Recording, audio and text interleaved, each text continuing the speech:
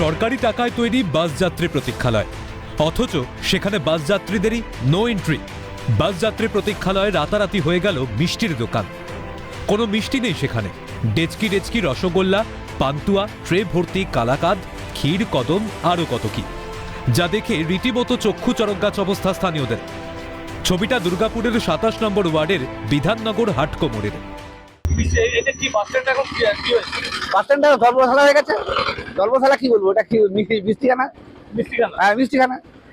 যাত্রী ঢুকতে পারে না, যাত্রী চান্স পাবে, দেখুন না। এটা বাস স্ট্যান্ডে যাত্রীরাই থাকবে। কি থাকে ওখানে? ওখানে মিষ্টির প্যাকেট করে এরকম আর ওরা থাকে, নিজেরাই থাকে। অসুবিধা তো হয় অনেকে। হ্যাঁ, অনেকের তো অসুবিধা হবেই। বৃষ্টি হলে যাত্রীদের অসুবিধা হয়। ওটা তো হবেই। এটা বাস স্ট্যান্ড যেহেতু একটু যাতে এর প্রতিকার হয়। এখানেই শেষ নয়, অভিযোগ রয়েছে সরকারি এই বাস যাত্রী প্রতীক্ষালয়ের পেছনের জমি দখল করে হয়েছে মিষ্টি তৈরির কারখানা। আর যেখানে অগ্নি নির্বাপন আইন না মেনে কমার্শিয়াল রান্নার গ্যাস সিলিন্ডারের বদলে ডোমেস্টিক রান্নার গ্যাস সিলিন্ডারের দেদার ব্যবহার চলছে।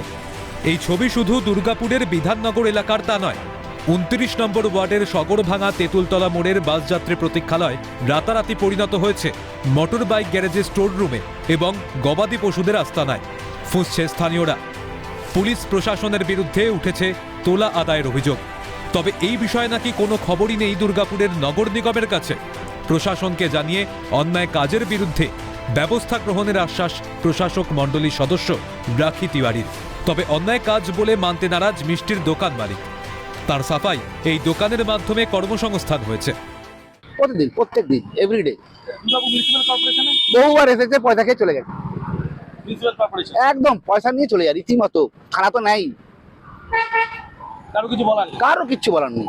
আমাদের নজরে আসেনি এটা। তো প্রথমে আপনাদেরকে ধন্যবাদ জানাই যে আপনাদের নজরে এসছে এবং আপনারা আমাদের নজরে এই জিনিসটা ফেলেছেন।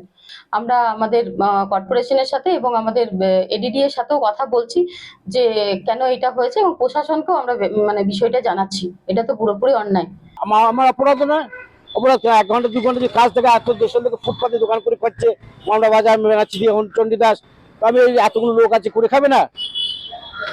এ কোথায় যাবে? এতগুলো লোক যে কর্মসংস্থান হচ্ছে।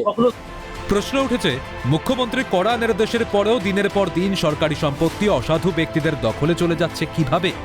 এতদিন কেন প্রশাসনের নজরে এলো না? ঘটনা সামনে আসতেই এক যোগে তৃণমূলকে তুলোধনা বিরোধীদের। এডিডিএ কাউন্সিল জানেন না, মেয়র জানেন না, পুলিশ জানে না। সারা দুর্গাপুরে ব্যতিক্রম কিছু নয়, যেটা মিনিস্টার করছেন। দেখুন, তোলা নিচ্ছে, কেউ কাটমানি নিচ্ছে ওখান থেকে, কোন নেতা যুক্ত আছে।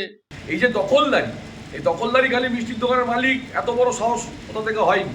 এইটা তৃণমূলের নেতারা, তারা এর মধ্যে পিছনে যুক্ত আছে। দেখুন, পশ্চিমবঙ্গের তৃণমূলের আমলে সবই সম্ভব। এখানে যদি তৃণমূলের নেতা, মন্ত্রী, 2 আনা 4 আনা নেতাদের আপনি যদি মান্থলির ব্যবস্থা করে দেন, সমস্ত অবৈধ কাজ করতে পারেন। মিষ্টির দোকানকে পুনরায় যাত্রী প্রতীক্ষালয়ে ফেরাতে প্রশাসন কি পদক্ষেপ নেয়, সেদিকেই তাকিয়ে দুর্গাপুরবাসী। দুর্গাপুর থেকে রাজেশ সেনগুপ্ত, ক্যালকাটা নিউজ।